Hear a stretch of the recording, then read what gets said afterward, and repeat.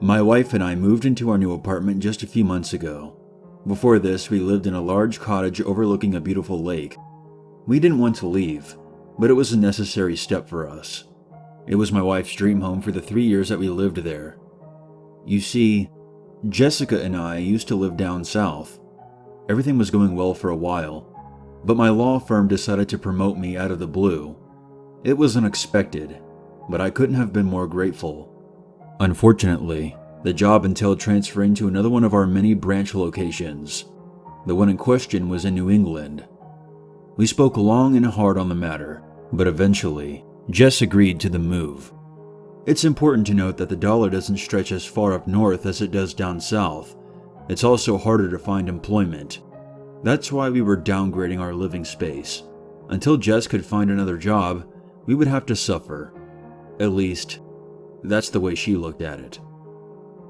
Tensions were high for the first few weeks after the move. I could tell Jess was irritable. She missed our old house, our old friends, and working a steady job. She had nothing to do with all of her free time. She was also bored out of her skull. This led to many fights. For a while, it seemed like we would never settle in. About a month after the move, things started looking up. Jess found temporary work as a part-time editor at a local TV station. She loved the work and couldn't be happier with her co-workers. I couldn't have been happier for her. Everything seemed to be fine for a while. Not perfect, but fine. This was when the sleep-talking began. It was to be expected, and honestly, I'm surprised that I didn't start up much sooner. My wife is a restless sleeper whenever there's a big change in her life, good or bad. It happened when we got married, when we moved into our first home, and when she had the miscarriage. I'll touch up more on that later. Jess knows that she talks in her sleep, because I used to bring it up from time to time. I would laugh each morning recalling the weird things that she said the night before. This always made her uncomfortable. She seemed to be embarrassed by it, and that's why after the first night of sleep talking in our new apartment, I didn't say anything. The sleep talking went on for a couple of weeks. It was at this time that her temp job at the television station came to an end. Without a job to keep her mind off of things, her nightly outbursts became much worse. She began screaming at odd times during the night, in which I would be forced to calm her down. One night her screams turned into tears. As she was crying, she said something that I'll never forget. "I wish you were dead." I knew my wife was asleep, but as I sat there by her side, calming her the best I could, I felt the need to press the matter. "You wish who were dead, hun?" To my surprise, she responded, "You." This caught me off guard. It's a strange thing to want your husband dead, and even stranger while you're asleep. Why? "You're ruining my life." Those 4 words cut deep. Whether they were meant or merely the product of a tired mind, they were the kind of words that demanded self-reflection. I wondered for a moment if I was truly ruining her life, or at least if I were to blame for her night terrors. My wife remained silent for the rest of the night. I know this because I stayed up. Contemplation and worry kept me from a good night's rest. I didn't believe for a second that my wife wanted me dead, but her late-night antics were certainly a cause for concern. Between the screaming episodes and the morbid dialogue, this was the worst her condition had ever been. The next morning, I came pretty damn close to telling her about what had happened, but I kept thinking about how she would react and what she would say. It was too much. I didn't want to burden her any more than I already had, especially after she had been laid off. I also didn't want to have another fight. In light of this, I kept my mouth shut. The following night, the screams were gone. It was a comfort, but a fleeting one. Out of the blue, just as I was about to shut my eyes and call it a night, the sleep talking commenced once again. "Sometimes I think about how I do it." I chalked this statement up to pure dream-induced nonsense, but then she continued. "While you're asleep, in bed, I'll get up and go to the kitchen." I didn't know what she was talking about, but as she kept speaking, there were some moments of inaudible gibberish. but from the bits and pieces that were fluent, I could paint a pretty good picture of what she was describing. Reach into, grab knife, over and over again. Blood oozing off the bed. Can't ruin my life anymore. My wife was describing her plan to murder me. As deeply unsettling as this was, I couldn't help but chuckle to myself. It was just a dream after all, nothing more. I can't say I haven't done weird things in my own dreams, things that I would never do in real life. Jess was just mad at me over the move, and she was working out her frustrations while she slept. At least, that's what I convinced myself. The sleep talking continued for a few weeks. I had hoped that Jess's midnight venting sessions were doing her some good. But without a degree in psychology, I couldn't be certain. All I could do was listen to her ramble about offing me each night, and wait for her condition to run its course. The longest her sleep talking had ever lasted was a month, so it was safe to say that it would be over soon. A month passed, then 2. Jess didn't let up.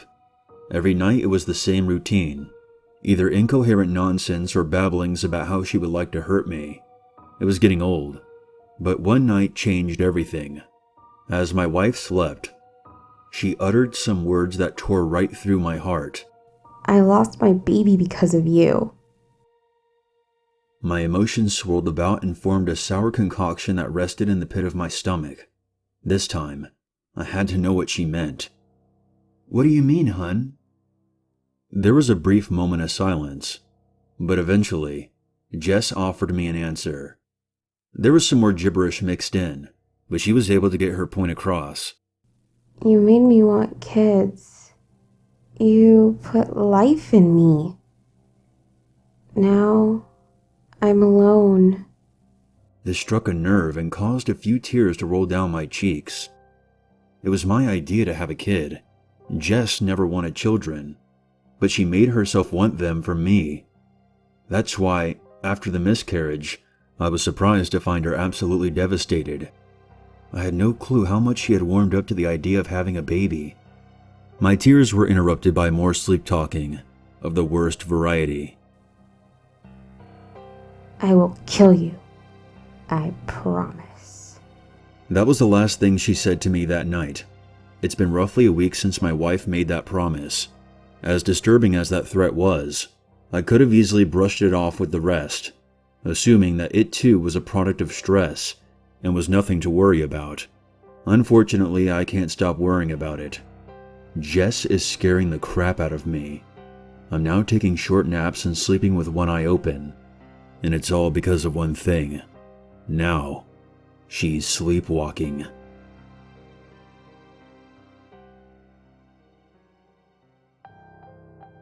At first, I thought she was just getting up in the middle of the night to use the bathroom. It quickly became apparent that this was not the case. She would wander around our room, seemingly searching for something, and when I called out her name, she wouldn't respond. I tried to remain calm, but she had never sleepwalked before. This and her malicious sleep-talking put me on edge. I ended up telling her about it one morning. Not the sleep-talking, but the sleepwalking. I hoped that she would shed some light on the issue, or at least opt in for some help or medication of some sort. She did neither. After talking about it, she laughed. She couldn't believe that she had sleepwalked for the first time, and this amused her. She wasn't all that concerned, it seemed. I did my best to mirror Jess's carefree stance on the subject, but this became more and more difficult as time went on. She kept sleep-talking and sleepwalking.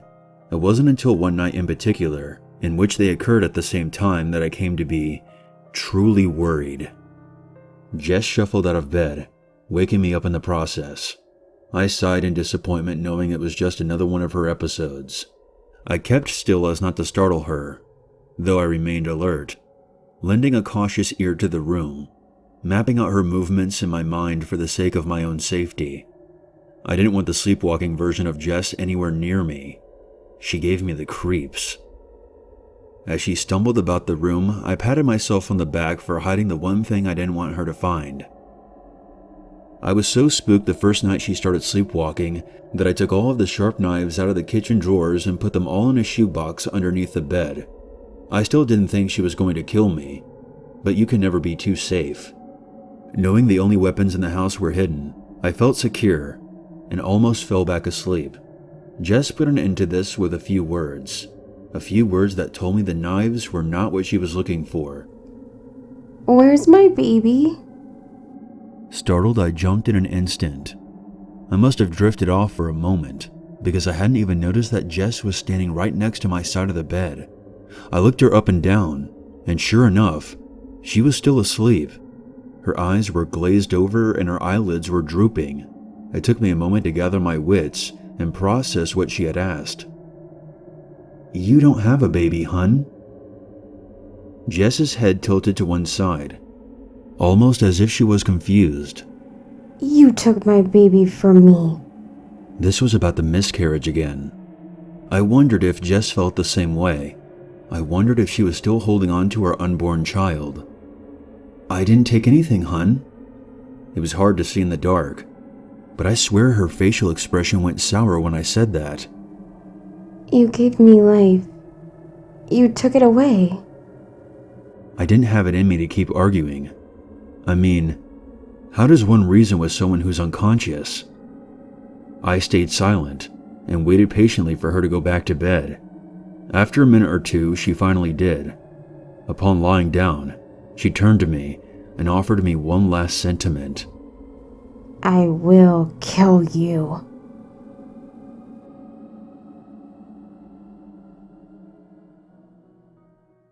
The next day, I was more than a little bit off. I was so rattled by the latest incident that I couldn't even bring myself to eat breakfast. Jess noticed this and asked me what was going on. At first, I told her nothing, just a lack of sleep. This was partly true, but it wasn't the real reason for my anxiousness.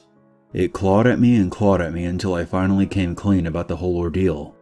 I told Jess everything. I didn't leave a single detail out. She kept quiet while I spoke, so I had no clue what was going through her head. After absolutely everything was out in the open, I shut my mouth and waited for her reaction. I was greeted with silence. "Well, do you have anything to say, or?" She looked at me with sad eyes before she spoke. I guess this means I need help. I was relieved to hear her say this. What was happening was a big problem for both of us, but I knew that we could overcome it together. Jess asked me more questions about her nightly adventures. We talked a little more about what to do next. A big weight had been lifted off my shoulders. So it's settled then. I'll call Dr. Harrison and set up an appointment for tomorrow. Hopefully he can point me in the direction of a good psychiatrist. Dr. Harrison was the physician for both of our families. We had been seeing him since we were children, and that's actually how we ended up meeting later on in our college years. If anyone knew what to do in this situation, it would be him. Content with our game plan, I headed to the door to leave for work. I almost made it, but a couple of things stayed with me. I couldn't take off just yet. I needed some peace of mind, and the only way to attend it would be to confront Jess with a couple of questions. I sat back down at the kitchen table. "Have you moved on, Jess? Are you past the miscarriage?" She looked at me like she was shocked I would even ask about that. No, I guess I'm not. I thought I was, but maybe I just bottled it up deep down and that's what's causing all of this. Maybe if I do move on, it will all stop. The sleep talking, my stress, all of it. I hope the shrink can help. I put my hand on hers and held it for a brief moment before putting forth a much more awkward query. "And you really don't want to kill me, right?" She grabbed my hand and clenched it tight. Of course not. How could you say that? I don't know why I've been saying those things in my sleep, but I love you. I always have. I smiled. This put my mind at ease. The situation wasn't exactly a good one, but I felt like I was growing closer to Jess. Our bond could not be broken. Not after that. We were finally tending to old wounds, and I couldn't have been happier about it. I was elated. That night our room was quiet for a long while. No shuffling around, no getting out of bed. Nothing. It was peaceful. As such, I slept better than I had in months.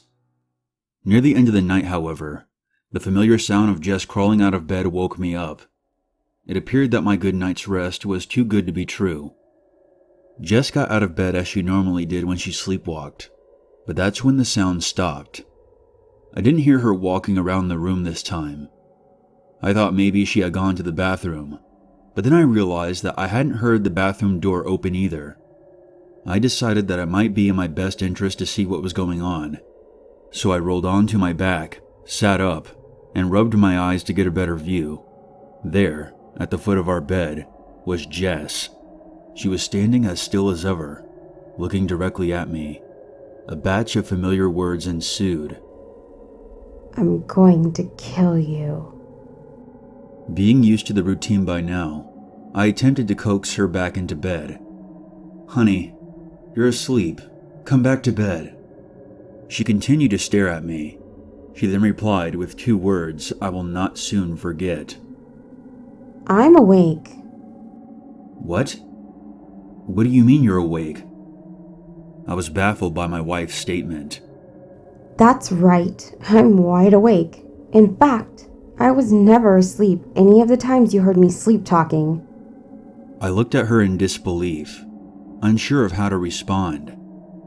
I wanted you to get scared.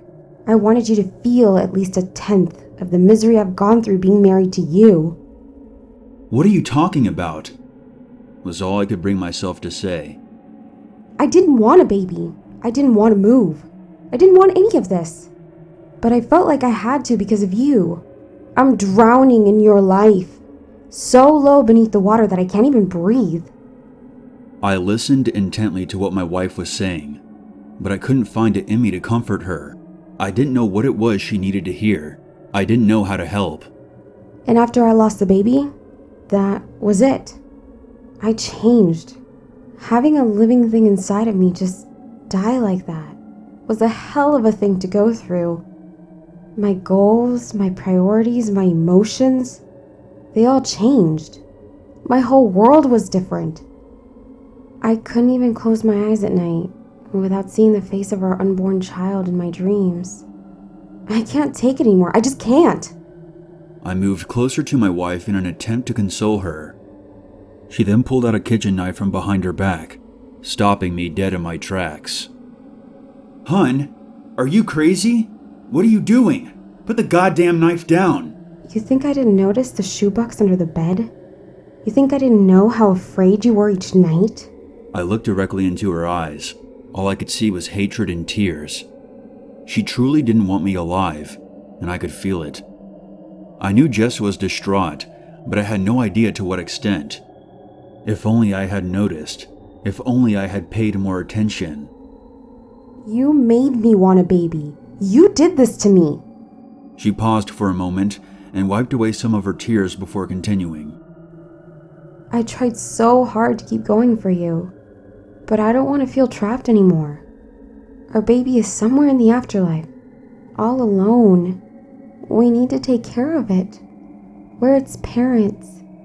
That's why it's time for us to go. I couldn't believe it. My wife was farther gone than I could have ever guessed. She wanted to kill me and herself, so we could be with our baby again. I needed to do something, and fast. Okay, hun, you're right. Let's do it.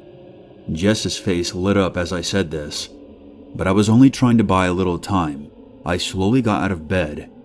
Once I was in a standing position, I quickly grabbed the comforter off our bed and tossed it at my wife. I ran past her as quickly as I could. I felt a sharp jab in the process.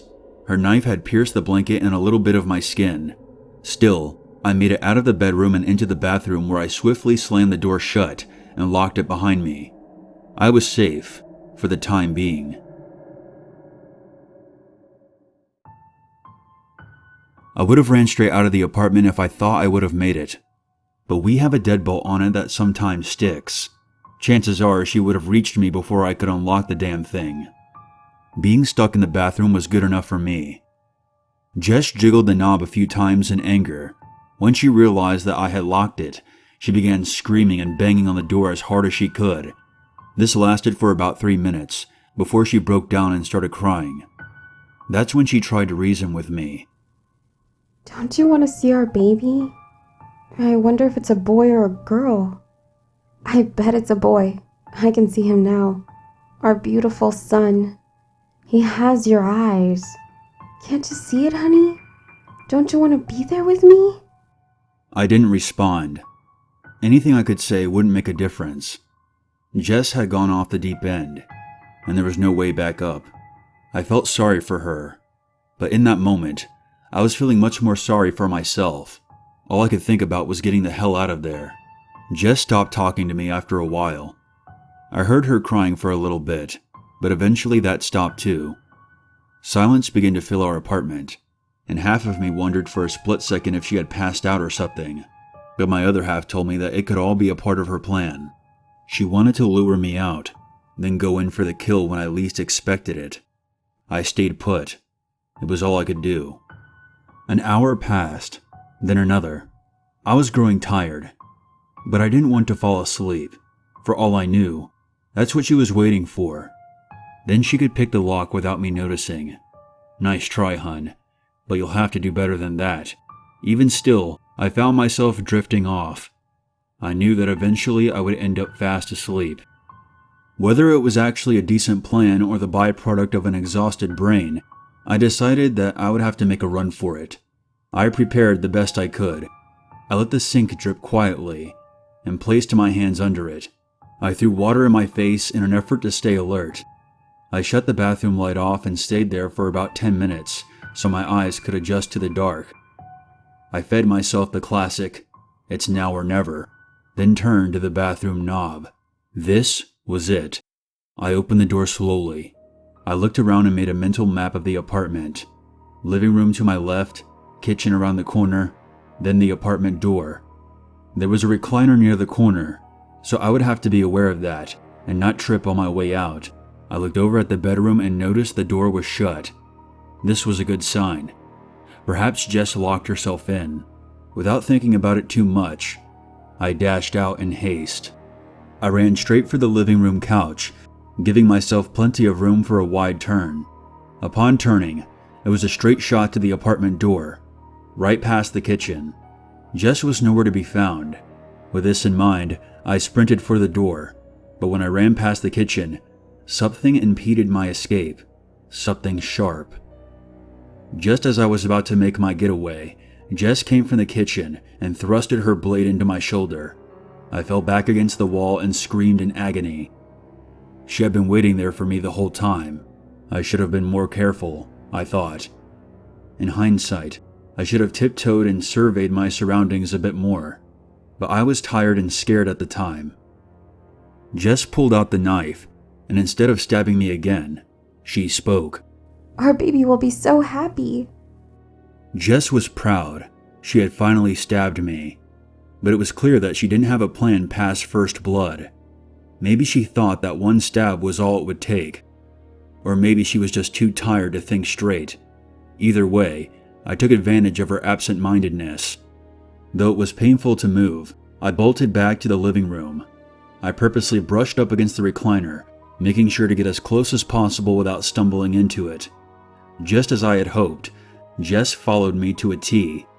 She collided with the chair and fell face first on the floor. I turned back and ran right over her. I reached the door, fiddled with the lock, and got out of there as quickly as I could. With the help of a neighbor, I called 911 and was taken away on a stretcher. I lost a lot of blood, but they were able to patch me up just fine. As for my wife, she didn't make it. She could have escaped before the authorities showed up, but she didn't. She cut open her wrists and bled out on the living room floor. Nothing would have stopped her from being with our baby. I guess in her mind, one parent was better than none. In the wake of all this, I don't know how to feel. I'm equal parts a wreck now that my wife is dead, as I am happy to be alive after escaping her. I keep blaming myself for what happened, but I could have never imagined it would have led up to this. I may never get over what happened. I hope Jessica is happy, She doesn't have to feel trapped anymore. It's times like these that I can't help but wonder, what would have happened had our baby lived?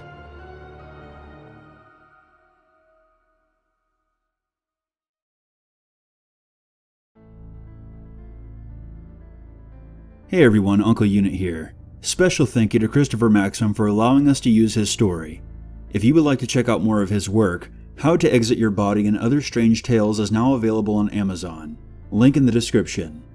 Also, a big shout out to my friend Margbot for helping me out with this story. A link to her channel can also be found below as well. Thanks for tuning in, and as always, never forget